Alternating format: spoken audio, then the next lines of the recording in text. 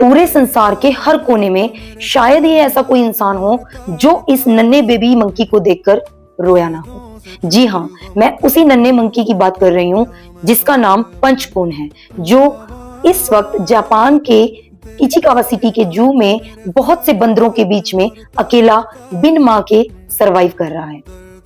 इस नन्हे baby monkey की माँ ने इसे पैदा होते ही अपनाने से इनकार कर दिया था। शायद कुछ लोग जानते भी होंगे इस बात को, लेकिन जो नहीं जानते उन्हें यह सुनकर बड़ी हैरानी हो सकती है, क्योंकि मैं भी यही सोचती थी कि शायद इस नन्हे बेबी की मदर जो है वो इसे जन्म देने वक्त या देने के बाद शायद मर गई।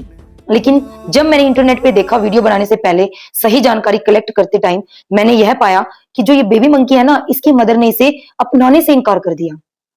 बहुत से रीजन हो सकते हैं, हो सकता है कोई शारीरिक कमजोरी रही हो, बीमारी रही हो, या मानसिक संतुलन की कमी रही हो।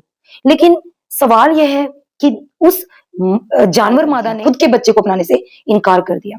लेकिन अहम सवाल मेरे जहन में जो आता है वो यह है कि एक माँ ने एक बच्चे को, एक जानवर मादा ने एक बच्चे को अपनाने से इनकार क्या किया कि पूरा संसार हैरान हो गया।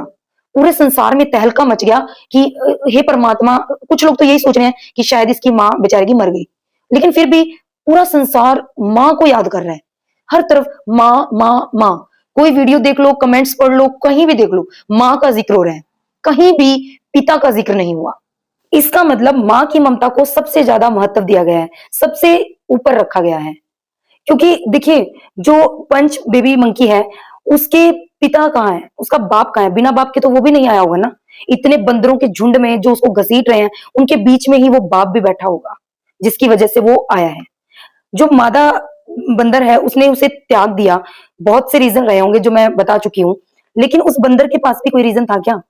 या फिर यूं कहें कि हमारी फितरत, इंसानी फितरत ऐसी हो चुकी है कि हम मान चुके हैं कि जानवरों में कोई पिता विता नहीं होता है, और सच में हमने देखा भी नहीं है। हमेशा बिल्ली या कोई जो मादा कुत्ता है वो, या कोई गाय भैंस बकरी घोड़ा गधा जो भी है, उनमें हमेशा हमने मादा को अपने बच्चे के आसपास देखा है, कभी भी हमने नर को नहीं देखा। कोई पिता विता की कोई जिम्मेवारी नहीं होती। लेकिन अब मैं एक बात कहूंगी जो मेरे दिमाग में बार बार आ रही है। जो कई औरतें किलसाई हुई, परेशान, जो बोलती है ना, बददुआएं देती हैं और गालियां देती हैं कि वो जो मेरा पति था या मेरे बच्चे का बाप था, वो पति नहीं है, वो हरामजादा कुत्ता है, जानवर है, गधा है, या जो भी है हरामजादा है, वो बहुत सी बातें बोलती हैं। वो ऐसे नहीं बोलती, ये प्रूव हो चुकी है बात आज। क्यों?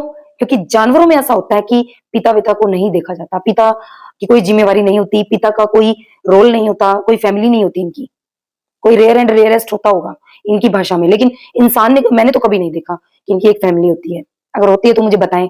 उन इंसानों को एक सबक लेना चाहिए, उन स्पेशली उन फादर लोगों को जो अपनी पत्नी और अपने बच्चों को किसी दूसरी औरत के लिए छोड़ जाते हैं अपनी पत्नी के सहारे। तो अगर पत्नी ने त्याग दिया बच्चे को, फिर क्या करोगे? बेबी मंकी की ये वीडियोस देख देख कर भी अगर आपको तरस नहीं आ रहा है ना, तो आप एक सच में जानवर हैं। क्योंकि बेबी मंकी जो पंच है उसके पिता को भी नहीं पता लग रहा कि मेरे बच्चे के साथ क्या हो रहा है, क्यों लोग धक्का मुक्की कर रहे हैं, क्यों इसको घसीट रहे हैं, क्यों इसको टॉर्चर कर रहे हैं, क्यों बुली कर रहे हैं, उसे कुछ नहीं पता, क्योंकि वो जानवर है।